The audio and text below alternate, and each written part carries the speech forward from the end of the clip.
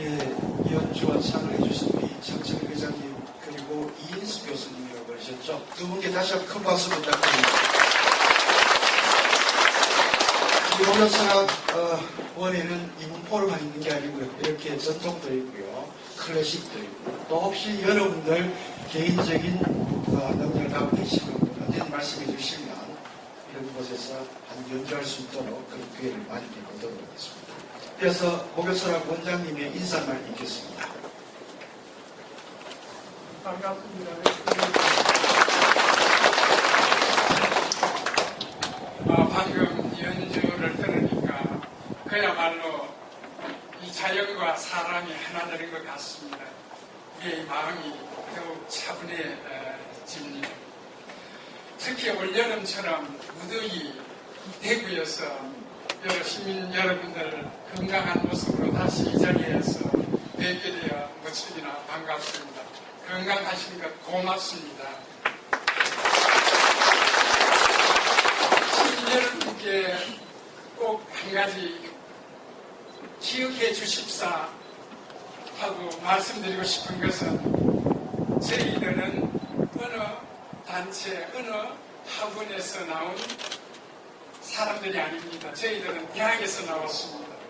그래서 우리 대학에서 여러 시민 여러분들을 학문적으로 조금은 때로는 어렵지만 모시는 그런 마음으로 이번 학기에, 이번 후반기에 새로 시작하게 되었습니다.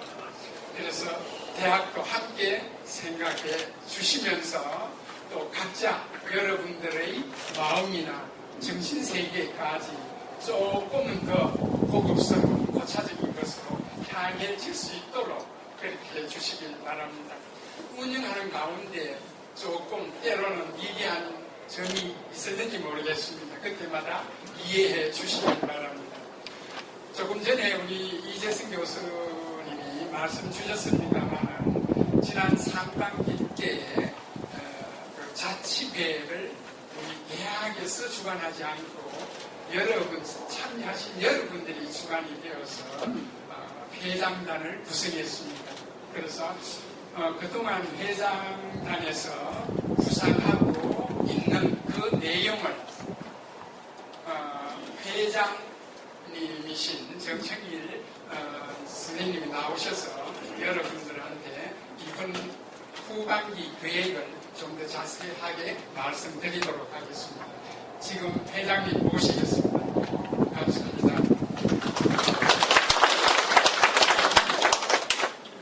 아이고, 오늘 창이 너무 좋았습니다. 죄송합니다. 오늘 비가 많이 시끄러웠죠. 죄송합니다. 그냥 친구들끼리 하는데 저도 또 떠밀려서 회장 된 김에 인사 기업 제가 가진 재주라고 그 밖에 없어서 한번 했습니다. 양해 바랍니다. 저는 요즘 목요철학 때문에 너무 행복합니다. 여러분도 똑같으시라고 생각합니다. 조문도 석사가 공자님 말씀이죠. 아침에 도를 걸면 저녁에 죽어도 좋다. 그래서 저 그런 시대입니다. 목요철학 듣고 집에 가면 일주일에 행복합니다. 그래서 다 목요일 기다려지고 지금까지는 대학에서 학문적인 것을 주관하셨는데 이제는 시민들이 좀 참가해서 우리가 바라는 것도 좀 바라고 또 우리가 할 건 하고 요구할 거는 요구하고 이렇게 해서 자치회를 지난 학기 말에 구성했습니다. 그래서 제가 부족하지만 회장이 되었습니다.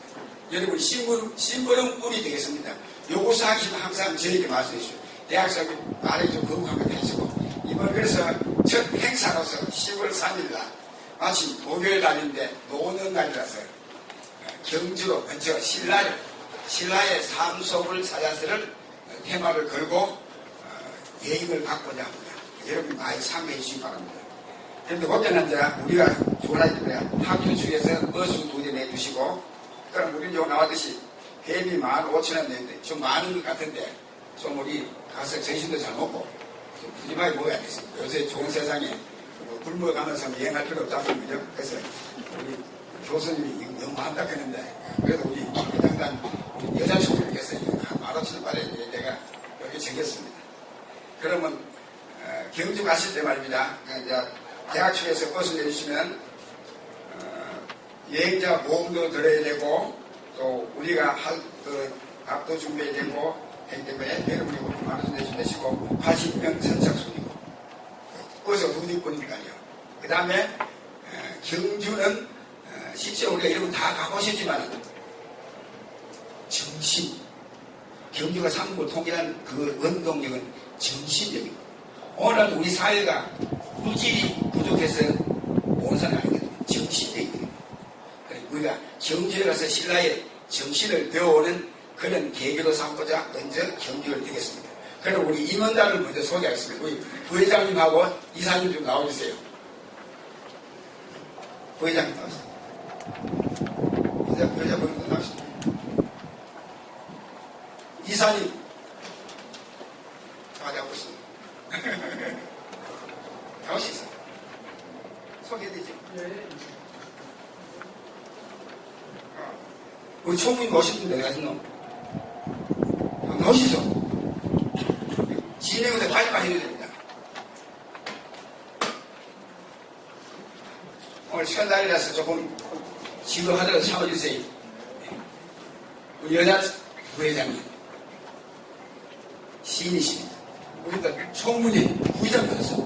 남자 부회장 결투하러 갔나? 제가 원래 산무입니다. 핸드폰 없고 차 없고 핸드폰 없고 그러니까 큰 것도 없고. 그런데 저를 자 회장 뽑아나가 아니 이 사람들 많이 고르게 생겼어요. 자기 소개 좀 해주세요. 안녕하십니까. 이름 안봉태입니다. 잘 부탁드립니다. 안녕하세요. 저는 손영배입니다. 앞으로 여러분과 함께 바탕과 책임을 다해보도록 하겠습니다. 감사합니다. 앞으로 총무님이 모든 걸 방문하시고 오늘 처음이기 때문에 천사 제가 말이 많습니다. 그럼 그 외에는 뭐 할 거 없죠? 예. 여러분 마치겠습니다. 감사합니다. 한가지 말씀이 뭐냐면은 여기 이사분을 좀 더 모시겠습니다. 누구든지 받아들입니다. 이사로 들어오신 사람은 와서 자기 의견을 마음껏 할 수 있는 마치고 난 다음에 언제든지 저에게나 교수님에게 말씀면 이사분을 무한으로 받아들이겠습니다. 그래서 많은 사람이 참가할 수 있도록 그렇게 하겠습니다. 감사합니다.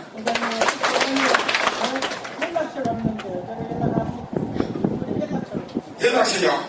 그럼 다음 그 학기 때 참 그할 때 여행 계획서하고 모든 것 왜냐면 여행자 보험을 될 건데 그 주문경정 다 써야 되거든요. 내드립니다.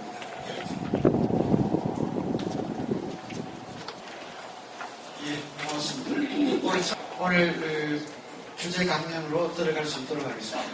들어가기 전에 오늘 이제 주제가 조선사인데 태조도 있고 태종도 있고 있는데 갑자기 세종대왕 이렇게 하실 수도 있는데 사실 오늘 이 강연과 관련해서 제가 조금 제 은사님이시기도 하고요. 우리 목욕처럼 원장님이시기도 좀 자랑을 하고 오늘 소개를 드리겠습니다. 우리 목욕처럼 원 백성희 원장님께서 지난 8월 한 달간 서울 역사박물관에서 석학 입문 강좌를 강연을 하셨어요.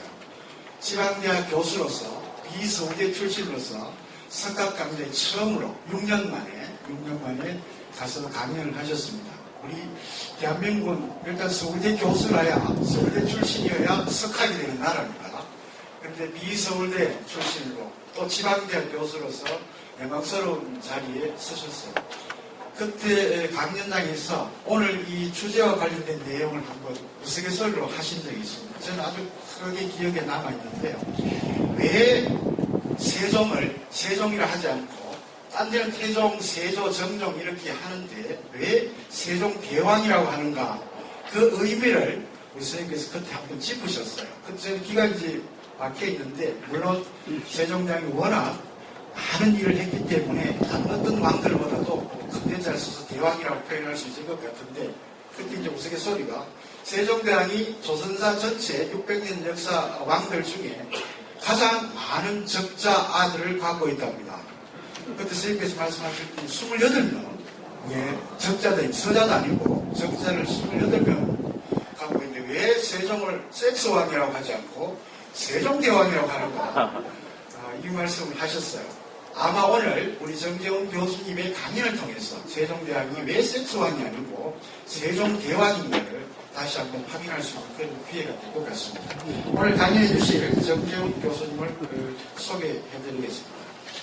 서울대학교 국사학과를 졸업하셨고요. 동대학원에서 석사와 박사학위를 취득하셨습니다. 서울대 규장과 한국문화연구소 책임연구원을 역임하셨고요. 서울대 인문학연구원 HK 연구교수도 역임하셨습니다. 현재 문화재청 문화재 전문위원을 맡고 계시며 경북대학교 사학과 교수로 재직하고 계십니다. 스스로는 조선전기 유려정치사상연구, 조선시대의 학파와 사상, 조선의 국왕과 의례 등이 있습니다. 오늘 민모를 구현한 국왕 세종대왕을 감독해 주실 정재훈 교수님 앞으로 모시겠습니다. 큰 박수 부탁드립니다.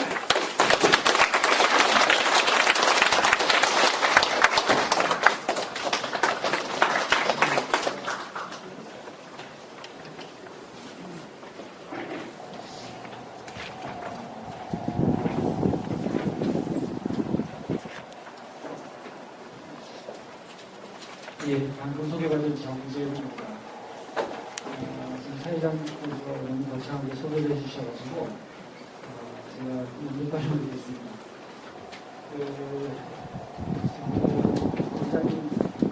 승준 원장님께서 세부대학을 말씀하신 거라 얼마나 궁금해서 제가 말씀드리는데, 앞에 또 이렇게 공연까지 하셔가지고, 제가 이렇게 음악과 함께하는 이런 강연도 처음 해본 것 같습니다. 우리 선조들의 삶 속에서 이렇게 자연과 아까 말씀하신 대로 자연과 사람의 삶이 일치가 됐었고 또 학문과 실천이 분리가 되지 않았었습니다. 그리고 선비들의 경우에 자기 몸을 갖고 나아가서 나라를 다스리는 이런 것이 이제 되게 되지 않았고요. 이렇게 이제 일치화된 삶을 이제 살았던 것이 이제 우리의 어떤 아름다운 전통이었다고 생각하는데 현장에서 좋은 음악을 듣고 또 부진 날씨에도 불구하고 많이 오셔가지고 지금 500초라고 높은 성과에 격할 만한 제가 좋은 말씀을 드려야 되는데 저희 나름대로 성공을 다해서 말씀을 드려보도록 하겠습니다. 세종대왕 하면은 여러분들 모르시는 분이 없죠. 다 알고 계십니다. 근데 이제 아까 사회자분께서 대왕 설명을 하셨는데 이 조선왕조 실록에 보면은 조선왕조 실록에 보면 세종 장헌대왕 해가지고 실록에 명칭이 이렇게 되어 있습니다.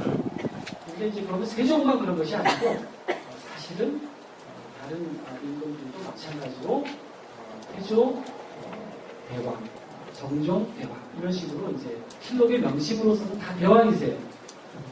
그래서 우리가 조선시대에 군을 빼고는 우리 연산군과 광해군은 이제 임금에서 쫓겨나죠. 그래서 이제 실록이 아니고 일기 이렇게 됩니다. 연산군 일기, 광해군 일기 이렇게 됩니다. 그래서 나머지 임금들은 전부 다 이제 대왕자를 붙이지만 아까 말씀하신 대로 대왕에 벌받는 업적과 성취를 내신 분을 따진다면 아마 조선에서 세종대왕과 조선 후기 정도라면 이제 여러분이 짐작하시겠지만 이제 정조대왕 두 분 정도가 아마 조선의 역사를 빛내는 그런 분들의 해당된다고 생각이 듭니다. 제가 조선 전기에 마침 이제 왕에 대해서 이제 왕의 학문에 대해서 전공을 했었습니다. 그래서 오늘 이제 말씀드린 내용은 세종의 업적을 여러분이 아마 대강 아실 거고 제가 여기 교재를 좀 써놨습니다. 그래서 좀 참고하시면 되고 마침 조선사를 연첫 강의라고 하니 조선의 역사가 어떤 맥락에서 시작이 됐고 어떻게 봐야 되고 또 그 안에서 세종이라고 하는 인물에서는 또한 맥락에서 그와 같은 인본 정치를 할 수 있었는가 이런 맥락을 좀 제가 짚어보도록 하겠습니다. 그 말씀을 드리기 전에 우선 조선의 건국 얘기부터 하지 않을 수 없습니다. 왜냐하면 세종대왕이 왕위에 즉위했을 때 세종대왕께서 왕위에 즉위하셨을 때 조선이 건국되고 난 다음에 몇 년이 지났을까요? 몇 년이 지나서 세종대왕이 이분이 됐을까요? 혹시 아시는 분 계십니까? 세종대왕이 업적이 굉장히 많죠. 그렇죠? 책도 많이 펴내시고 치우기도 만들고 한글도 만들고 또 각종 농민서도 만들고 이런 아주 훌륭한 업적을 많으시기 때문에 상당히 조선이 경과된 거 아니냐 이렇게 볼 수도 있지만 태조 임금이 이제 7년을 이제 재위하셨고 그 다음에 이제 정종이 2년 재위하셨고 그 다음에 세종의 아버지죠. 세종이 18년 동안 진행하셨습니다. 그러면은 합쳐서 27년 정도가 됩니다. 조선왕조가 1392년 건국된 이후에 약 27년이 지나서 이제 왕이 되셨어요. 이제 우리가 그런 상황을 좀 생각을 해보면 여러분들도 이제 시간에 대한 감각이 있겠지만 불과 한 세대 30년을 보통 한 세대라고 치면 30년이 되기 전에 조선왕조가 건국된 이후에 30년이 되기 전에 왕위에 즉위하셨어요. 그렇죠? 그러면은 조선이라고 하는 고려에서 조선이라고 왕조가 교체가 되고 또 우리가 교과서에서 배운 바에 따르면 고려 말이 대단히 혼란스러웠죠. 홍건대포 외구가 준동을 하고 얼마나 많이 들어왔느냐? 다 들어왔습니다. 심지어는 개경이 고려에서 개경이 위협받는지 외구가 아니라 거의 외적 수준으로 들어와서 그렇게 아주 나라가 혼란스러운 그런 상황이었단 말이에요. 더구나 나라를 새로운 나라를 건국하여서 여러분과 아시다시피 개경에서 한양으로 수도를 옮기고 이렇게 또 새로운 수도를 만들면서 한 번 옮긴 것도 아니고 다시 또 개경을 갔다 오죠. 종족대학도 갔다 옵니다. 그러니까 이렇게 혼란스러운 상황이 다 마무리도 되지 않은 그런 한 세대가 지나기 전에 임금이 되셔가지고 그 업적을 보면은 정말 그 여타의 다른 임금 조선 어느 왕에 비해서 단연 뛰어나다 이렇게 대단한 업적을 남기셨습니다. 이게 도대체 어떻게 가능했을까? 이게 어떻게 가능했을까? 이게 이제 하나의 의문입니다. 물론 전에는 세종대왕이 아주 훌륭한 학문을 사랑하고 아주 열심히 일하시고 또 그런 또 개인적인 자질도 강조하기도 했습니다. 아주 영웅적인 임금입니다. 그런 측면이 있죠. 그런 측면이 분명히 있습니다. 그러나 역사를 돌이켜보면 하나의 임금이 아무리 개인적인 자질이 뛰어난다 하더라도 시대가 받쳐주지 않고 앞서의 전통이 없는 상황에서 한 개인이 아무리 뛰어난 왕이라 하더라도 그것을 성취하는 것은 쉽지 않은 것이다 라고 하는 것은 우리가 상식적으로 생각해 볼 수 있는 문제입니다. 얼마 전에 여러분들도 보셨을 분이 많을 텐데 TV에서 뿌리 깊은 나무라고 하는 사극을 했었죠. 거기에서는 한편으로 세종을 대단히 긍정적인 인물로 묘사를 했습니다.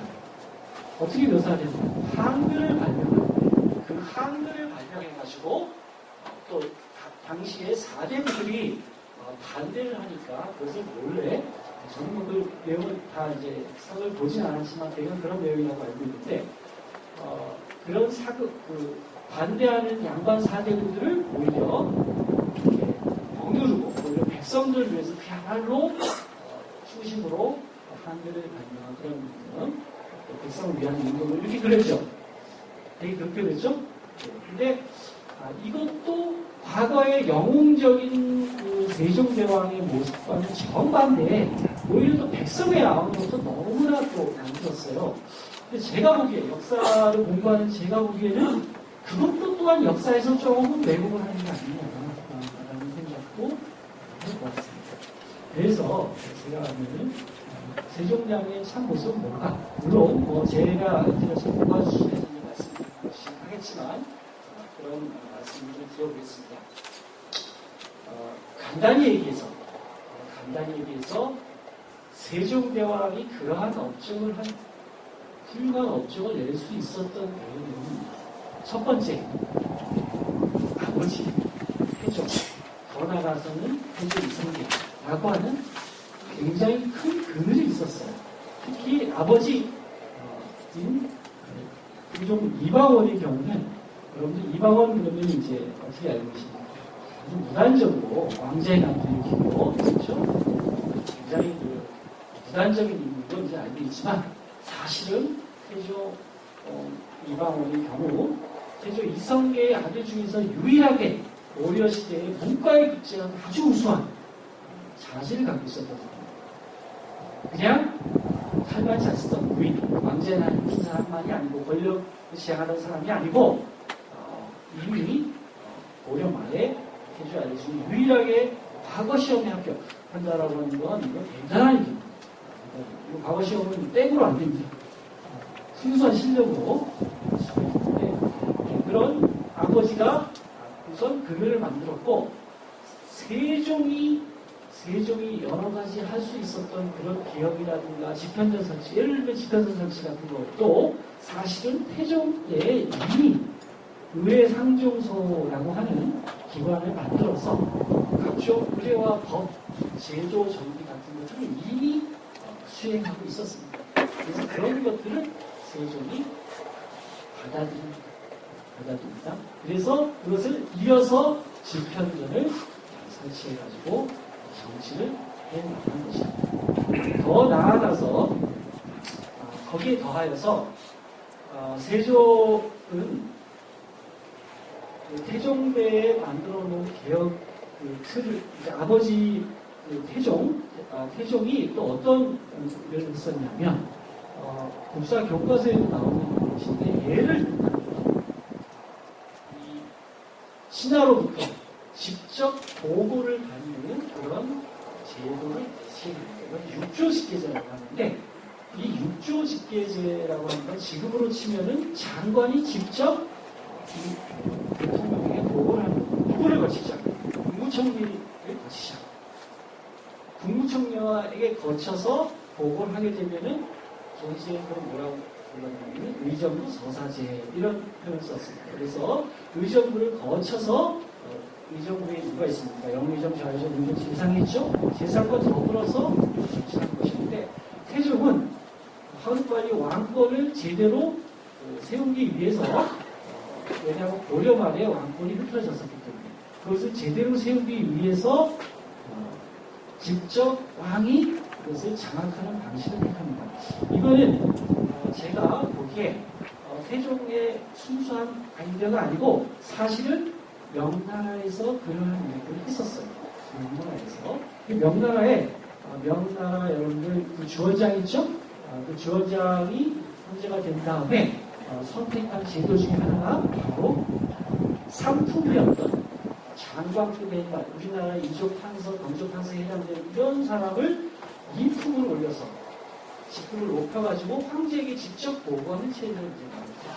그래서 이런 체제를 조선에 도입해가지고 국왕의 권력을 강화시키는 방향에서 문제를 해결합니다. 세종대왕은 여러분들 굉장히 인자한 인물인 것 같죠? 제가 보기에 그렇지 않습니다. 아버지 태종이 했던 육조직계제를 그대로 받았습니다. 그대로 받아서 신하들을 직접 자기 손에서 장악을 해가지고 통치를 해나가는 그런 사람들을 제기하였습니다. 세종 18년쯤 가면 육조직계제 대신에 의정부 서사제라고 해가지고 장관들이 영의정, 좌의정, 의정에게 다시 보고를 하게 해서 예를 들면 황희 같은 재산을 보고를 하게 해서 그걸 이제 컨트롤하게 됩니다. 자, 이것이 세종이 한 18년쯤 가면 여러분들 왕을 한 18년쯤 했다 그러면은 왕이 어떻게 될까요? 어떻게 될까요? 귀신이 되죠. 왕으로 못하는. 자, 5년, 한 10년쯤 하면 여러분들 조선시대에 제가 왕에 대해서 많이 이제 공부를 좀 해봤는데 왕이 처음부터 왕이 되는 게 아닙니다. 즉위한다고 해서 왕이 아니에요. 왕의 지위와 어떤 권한에 걸맞는 이런 것을 행사하기 위해서는 여러 가지 요소가 있습니다. 지금도 대통령이 당선될 때 여러 정파가 연합해가지고 겨우 과반이 넘은 대통령하고 압도적인 다수의 지지로 대통령이 된 대통령하고 같지 않죠? 권력을 행사하는 방식이라든가 이런 것이 같지 않습니다. 조선시대 똑같습니다. 여러분 왕은 다 똑같은 왕이 아니고 왕이 돼서도 어느 정도 수련 기간이 필요하고 신하들의 마음대로 할 수 있는 이런 것들이 왕의 입장에서 필요한데 세종의 경우 앞서 세종이 만들어 놓은 틀을 잘 감당을 해가지고 세종 18년쯤 가면 이제 재상들에게 웬만한 것은 맡겨도 큰 문제가 없다라는 판단이 되었을 때 바로 직할적인 통치보다는 미임 통치하는 세상의 미임 통치하는 방식으로 이제 바꾸게 됩니다. 자, 이런 방식으로 이제 나가게 되는데, 자, 이것은 굉장히 미시적으로 다시 말하면 제가 말씀드린 거는 세종이 앞서의 전통을 잘 계승하는 이런 측면을 이제 말씀드렸는데, 그렇다 하더라도 세종 시대에 만들어 놓은 많은 업적이라고 하는 것이 해명이 잘 되지 않아요. 어떻게 그 짧은 시간에 그 많은 변화를 일으킬 수 있었을까? 이 해답은 제가 보기에는 바로 원나라에 있습니다. 원나라. 왜 원나라일까? 원나라는 중국에서 그 이전의 시대를 보지 못했던 어마어마한 세계사를 구현한 나라. 원나라, 송나라 강에 있었던 중국의 원나라. 자, 명나라에 의해서 이제 망했지만 원나라는 그 이전까지 구현해 보지 못했던 중국의 아주 거대한 제국을 만들었는데 이 원이 구현한 문화라고 하는 것은 당시의 세계에서 가장 앞서는 선진 문화이면서 동시에 과학 문화이고 보편 문화를 원이 구현했습니다. 우리나라는 원의 군마국이 됐죠. 몽고에 이제 저항을 하다가 결국은 반식민지가 돼서 결국 군마국이 됐는데 그렇지만 우리 경우 원에 가서 군마국이 됐기 때문에 오히려 고려 왕자들이 이 세자들이 원에 가가지고 원의 문화 세자뿐만 아니라 고려의 지식인과 관료들이 원에 가서 원의 그 앞선 문화들을 받아들이게 됩니다. 그래서 그 유명한 고려의 왕 중에 충선왕이라고 하는 왕은 원에 거의 살다시피 하는데 충선왕은 원나라의 과거 제도를 시행하는 데 결정적으로 중요한 충고까지 합니다. 원래 원나라의 과거 제도가 성리학의 교과서인 주자가 지금 4서집주가 있습니다. 그렇죠? 대학 여러 맹자 중용 이 4서집주의 책을 우리나라에서 과거 시험을 보게 됩니다. 이거는 송나라 때에도 없던 일이고 원나라 때에 비로소 주자 성리학이 국가의 국가를 움직이는 이런 구체적인 이데올로기, 구체적인 사상으로 이제 원나라 때 되는데 바로 그 이에 충선왕이 바로 원나라에서 중요한 역할을 해서 충고를 하기 때문에 그걸 받아들여서 원에서 과거 시험 과목에 주자의 사서를 집어넣게 됩니다. 그것이 이제 원나라에서 성리학이 아주 중요한 이데올로기가 되는 이런 장면이 됩니다. 그렇게 바로 그 성리학, 충선왕이 바로 그 중요한 충고를 했던 충선왕이 원나라 수도에 일종의 연구기관인 만권당이라는 것을 만들고 그 만권당에다가 원나라의 유명한 학자와 고려의 유명한 학자를 불러놔서 세미나를 하는 겁니다. 그 세미나를 하는 과정에서 당시로서는 최신 학문이 성리학이 고려에 들어옵니다. 그래서 그 고려에 들어온 성리학을 가지고 당시에 어지러운 고려의 질서 이런 것들을 해결해 나가고 모색을 하던 사람이 누구냐? 고려 말에 유명한 유학자가 바로 이색입니다. 모군 이색. 가장 큰 위대한 학자가 이색이었습니다. 이색도 여기저 영해 아셨죠? 이색이 그것을 아버지로부터 배워가지고 그 이색 동생이 그것을 퍼뜨리니까 그 후에 그 아래에 구름과 같은 많은 사람들이 모여서 그것을 배우는데 그 배운 사람 중에 유명한 사람이 우리가 잘 아는 이제 정도전 선생님이 이색에게도 다 배웁니다. 그래서 원나라의 유학, 다시 말하면 성리학을 배우게 되는데 이 성리학은 사실은 일정한 두 가지 측면에서 아주 중요한 의미가 있는 사상이 있습니다. 뭐냐 하면은 주자는 뭐냐 하면 그 이전까지 당나라 때까지는 황제가 아주 절대적인 황제였는데 그 황제를 그리고 황제와 관료인 신하로만 이제 그렇게 생각을 했었는데 송나라 때 와가지고 송나라 때 와서 황제와 더불어서 통치하는 것이 필요하다라고 하는 생각을 송나라 때 사대부들이 하게 됩니다. 그래서 그것을 나중에 주자는 그것을 하나의 이론화시켜가지고 주자 성리학도 만들고 그것을 통해서 사대부들이 나와서 황제와 더불어서 통치하는 이러한 사상을 이제 정립하는데 그것이 아까 말씀드린 대로 원나라가 그것을 주자 때는 그것이 실현되지 못합니다. 남송에서 오히려 원나라 때 아까 제가 말씀드린 대로 과거 제도에 수용되면서 오히려 국가를 운영해보는 그런 철학, 이데올로기로서 작동이 됩니다. 그래서 그것을 우리가 받아들이게 되는데 그러나 원나라에서는 다만 아주 핵심적인 부분은 약간 뺍니다. 좀 어떤 거냐? 예를 들면 재상제도. 뭐가 아쉬워서 신하들이 정치에 참여하는 데까지는 인정을 하지만 황제와 더불어서 참여하는 데까지는 인정할 수가 없어요. 그래서 재상제도가 되는 한 부분은 원에서 살짝 빼게 됩니다. 그래서 고려 말에 들어온 거는 바로 이러한 원나라의 제도를 들어오게 되는데 정도전은 그러한 원나라의 그 철학을 정치 사상을 가져와서 적용을 시키려고 보니까 그거가 좀 부족해요. 부족하니까 거기에 더 덧붙여서 주자가 원래 주장하였던 것을 주장해요. 그래서 재상제도. 아까 말씀드린 의정부의 영의정, 좌의정, 우의정 이런 그리고 그 영의정, 좌의정, 우의정이 왕과 더불어서 적극적으로 정치에 참여하는 이러한 방식을 더 정도적으로 강하게 주장합니다. 그러다가 결국 아까 태종과 부딪혀서 왕자의 날에 죽게 되죠. 태종의 입장에서는 정도전의 그런 의도는 용납이 잘 되지 않아요.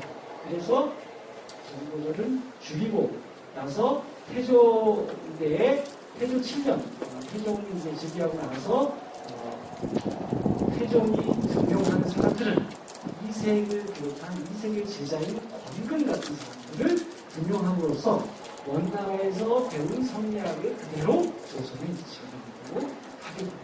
그래서 조선에서 여러분들 조선 초의 혼란을 상당히 빨리 극복하고 위대한 어떤 문화를 만들 수 있었던 배경에는 바로 이 원나라가 실현하였던 원이라고 당시 세계 최대의 실현하였던 성리학이라고 하는 사상. 또 그 사상 속에는 성리학뿐만이 아니고 원문화 속에는 당시에 이슬람에서부터 완전 과학문화. 예를 들면은 역법 이런 거, 그 다음에 달렵게 바른 거죠. 그 다음에 언어 같은 거. 세종대왕 여러분들 그 한글을 발명했죠. 자, 세종대왕은 기록에 따르면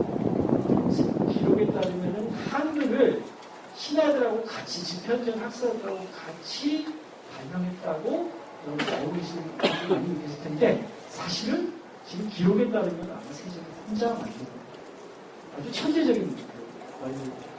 다른 지금 세종이 같이 만들었다는 어떤 증거도 없습니다.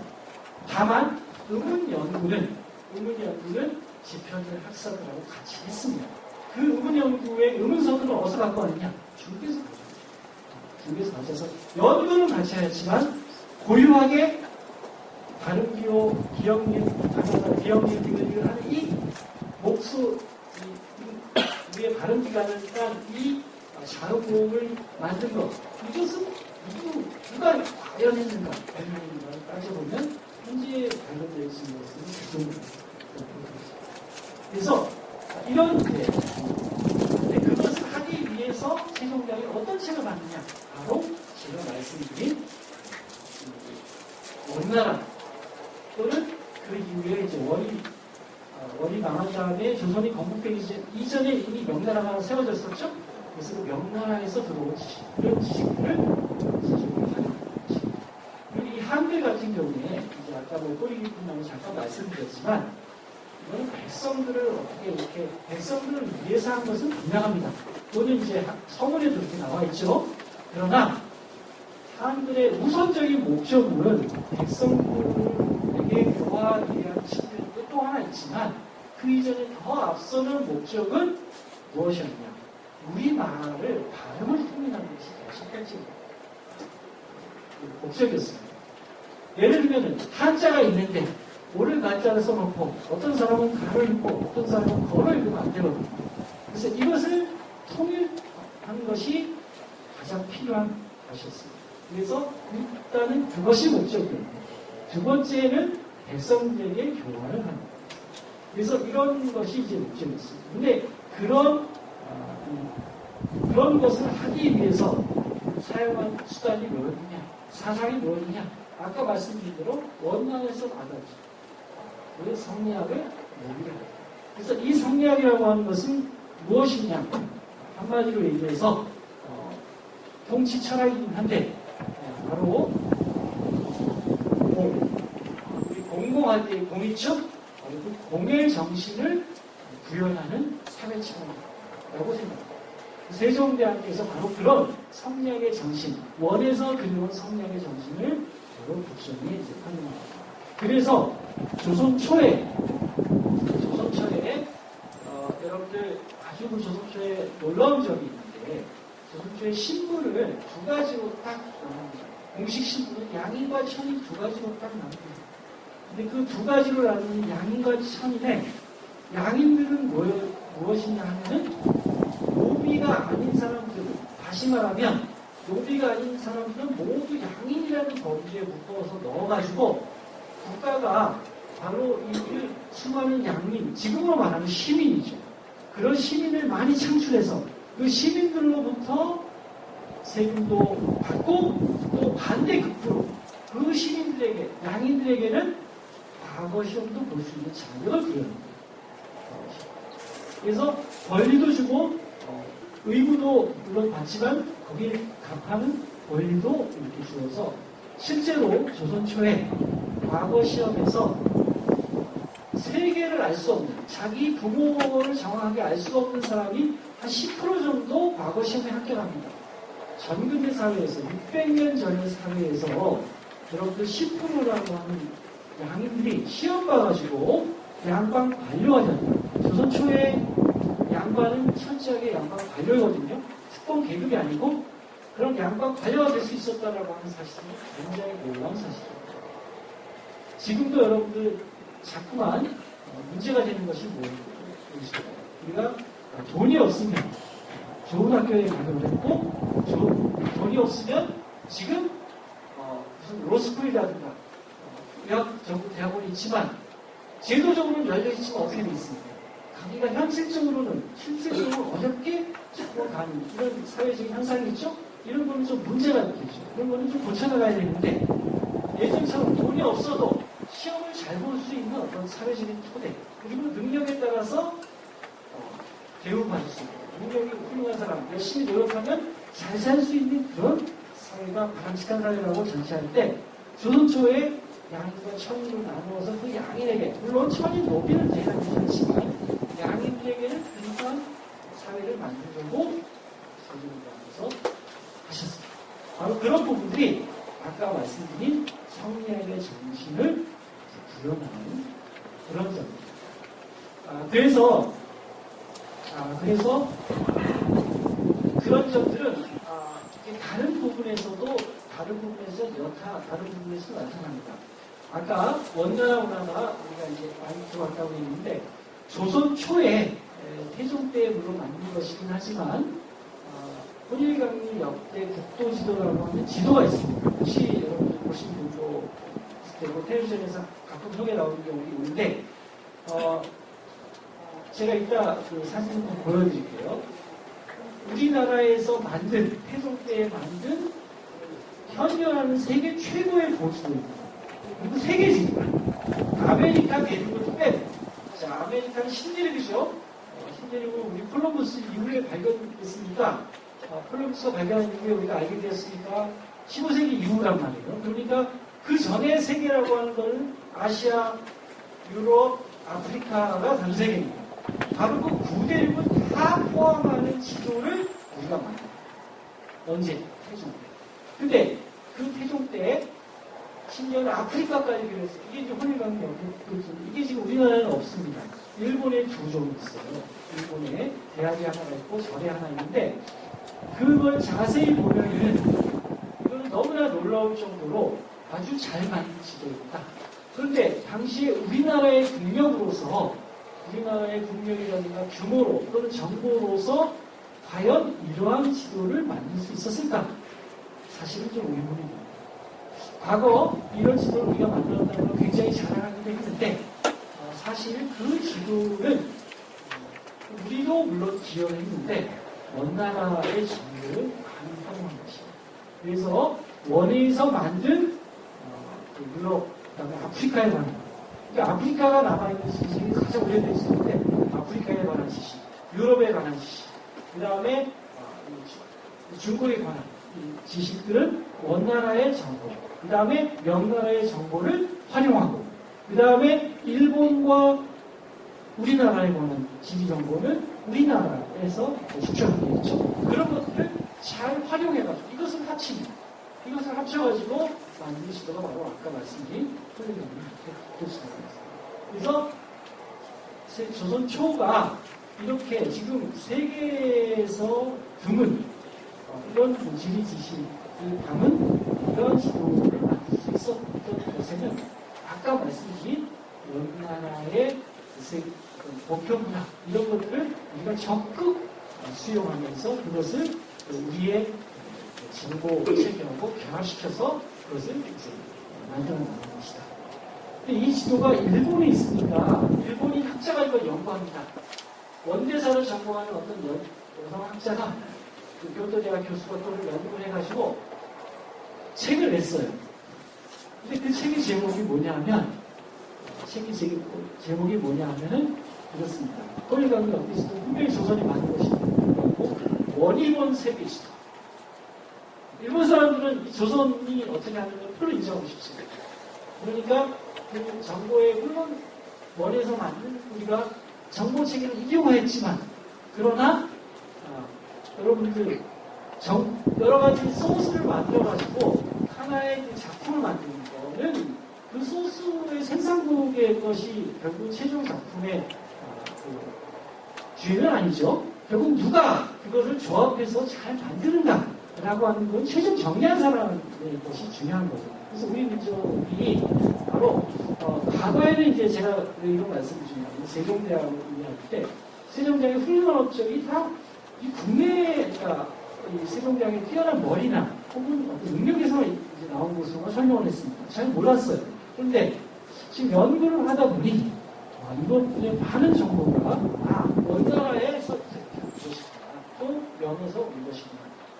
그리고 나아가서는 그 원이라고 하는 것은 이 승강문화, 당시에 중국 문화까지 포괄해서 세계 문화를 만들었던 것이다. 하는 것을 알게 되었고 이것을 우리가 훌륭하게 소화해낼 수 있는 물론 세종대왕께서 그것만 활용한 것은 아닙니다. 그것을 들여와가지고 우리 현실에 맞게 또 바꿉니다.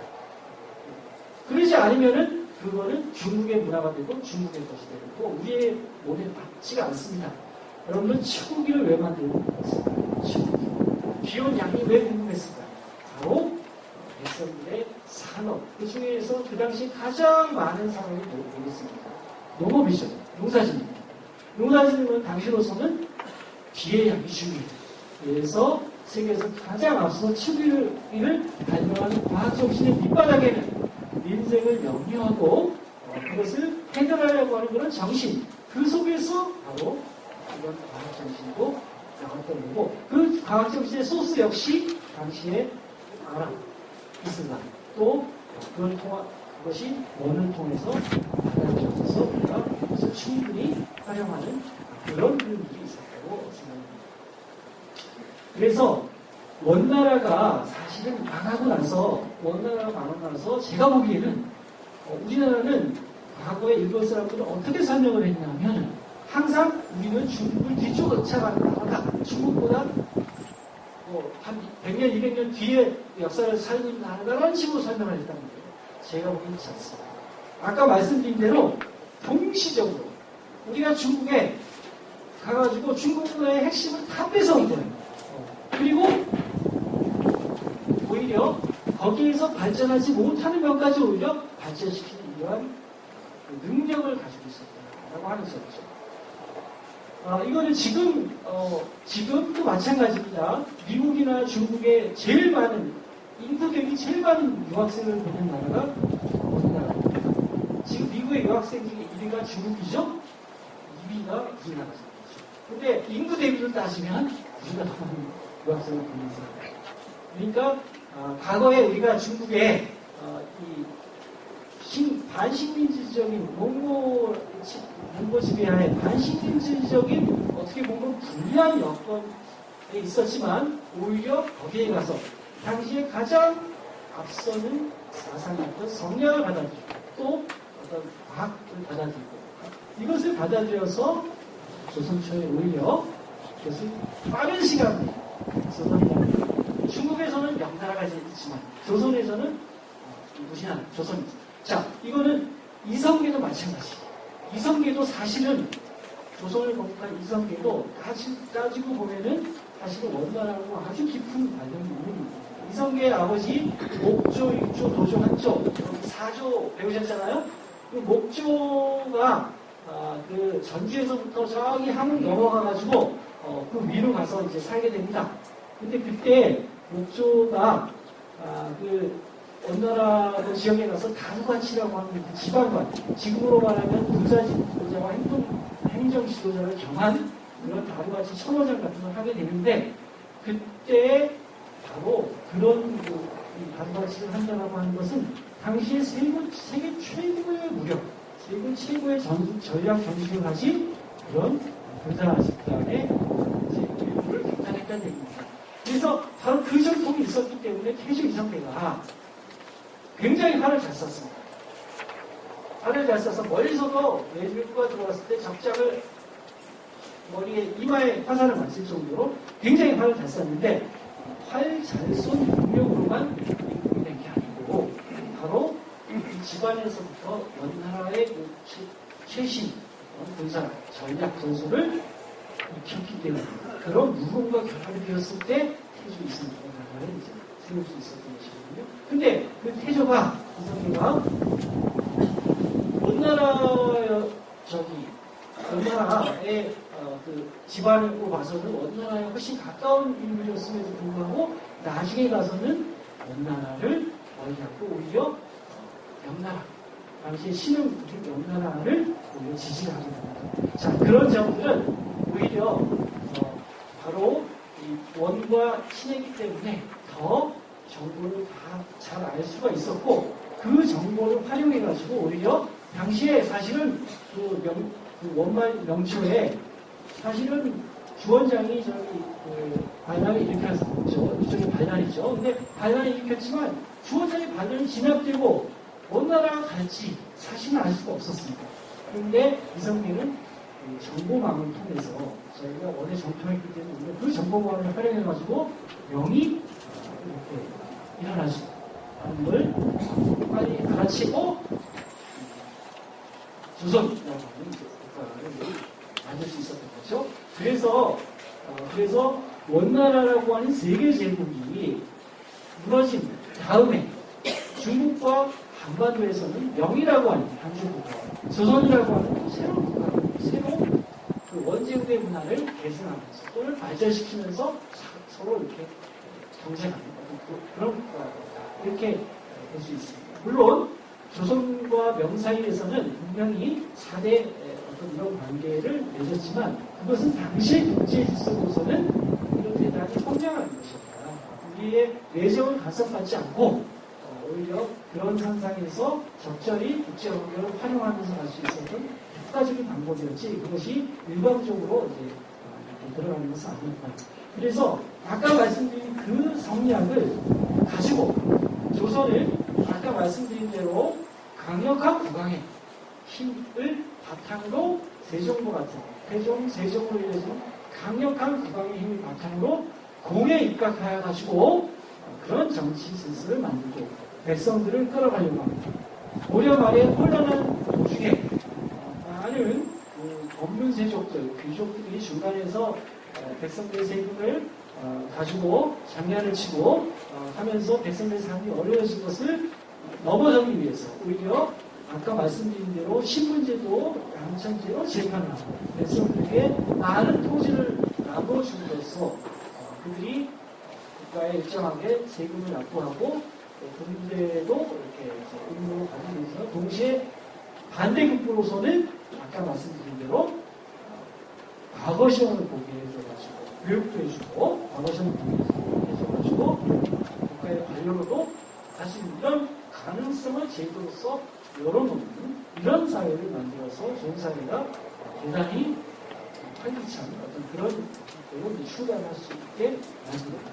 그랬기 때문에 세종대에 이러한 그 틀을 만들어가지고 이것이 한 100년 가까이 큰 문제 없이 이어나갈 수 있었던 것입니다. 그래서 조선 전기의 기본적인 틀은 세종이 이렇게 만들어 놓은 틀이 한 100년 지나니까 이제 어지러워집니다.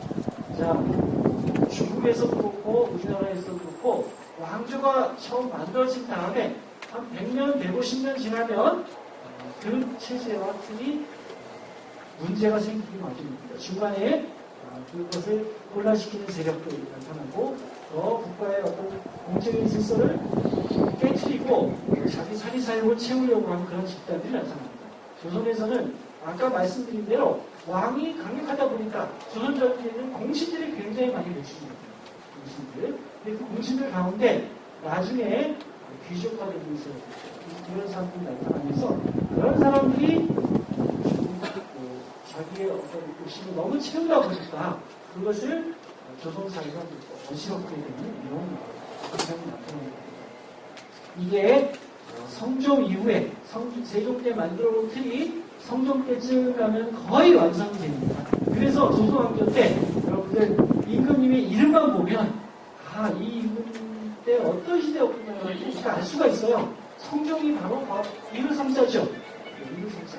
바로 조선왕조의 모든 문물제도 이런 것들이 어느 정도 이루어진 시대였습니다. 바로 그러한 시대가 결국은 또 정점이면서 동시에 내려왔다. 그래서 그 성종 이후에 이제 연산군 지나고 세조 지나면서 세조 지나면서 그 공신들 그 공신들이 바로 훈부가 지금 원조가 돼서 그들이 이제 나라를 말아먹게 됩니다. 그래서 그 나라를 문제를 일으키는 사실은 이제 망하게 되는 수순으로 갑니다. 거기에 대해서 다시 개혁 세력들이 자꾸만 문제 제기합니다. 아까 말씀드린 영남 지방에서 살인들 김종진, 김경필 그런 분들이 나타나서 계속 문제 제기를 합니다. 근데 현실적으로 힘이 없어요. 계속 깨집니다. 그래서 나라가 정말 망할 것 같아요. 조광조, 김여사 개혁 노력을 합니다. 안 됩니다. 김여사는 또 망할 것 같아요. 그래서 중종, 명종 때쯤 가면 농민반란이 일어날 정도로 심각한 수준이 됩니다. 누가 나타납니까? 임꺽정 같은 그런 도적, 의적이 나타납니다. 의적이 있는 사회 문제가 있죠. 의적이 있으면 안 되죠. 구조적으로 문제가 있으니까 의적이 있는 건데. 그래서 그런 것들을 해결하기 위해서 세계 이방이나 유럽인 같이 훌륭한 신들이 또 나타나셔가지고 명종과 선조철에 새로운 사상과 이런 제도로서 조선을 끌고 나갑니다. 그래서 세종대왕이 만든 나라가 100년 가까이 가서 위기에 빠졌을 때 다시 또 조선은 다른 것을 다 있게 됩니다. 그래서 제가 보기에 세종대왕은 바로 조선 전기의 그 틀을 만드신 분이고 조선 전기 조선의 기본적인 틀을 제시하는 분이 아닌가 이런 생각입니다. 그 밑바닥에는 아까 말씀드린 대로 가까이 있는 아버지 태종으로부터 이어진 그 역사에서는 비약이 없는 것 같습니다. 비약이.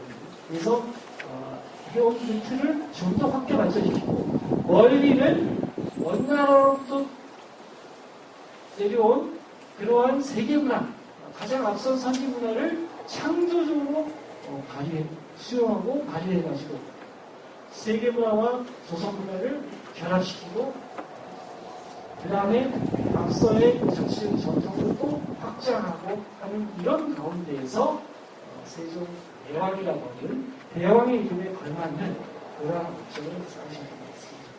이러한 민본 정통은 이런 백성을 앞에 두겠다고 하는 이런 것은 성리학의 아까 말씀드린 대로 공의 정신. 자, 성리학은 여러분들 조선왕조를 강하게 하는 아주 고리타분한 사상인 것 같지만 사실은 태어나면서부터 그렇게 것은 아니었고 아까 말씀드린 대로 송나라 때는 오히려 황제와 더불어서 통치를 하려고 하는 사대부의 정신이 굉장히 차가웠고 그것을 중국에서는 자 원나라가 망한 이후에 명나라는 잘 개선을 못합니다. 명나라는 개선을 못하지만 오히려 조선에서 어느 정도 실현이 되고 더 나아가서는 아까 제가 말씀드린 세계 유명 선생, 유르민 선생 다음에 조선 중기 때 더 크게 실현이 됩니다. 이런 점들이 조선의 역사였고 세종대왕은 바로 그런 점에서 우리 역사에서 어떤 위대한 대왕이라는 그런 칭호에 걸맞는 그런 생각. 시간이 이 정도 하면 될까요? 네. 일단 여기까지 하고 질문도 제가 아마 말씀드린 내용이 워낙 추리하면서 말씀드려가지고 여러분 질문 하시면서 좀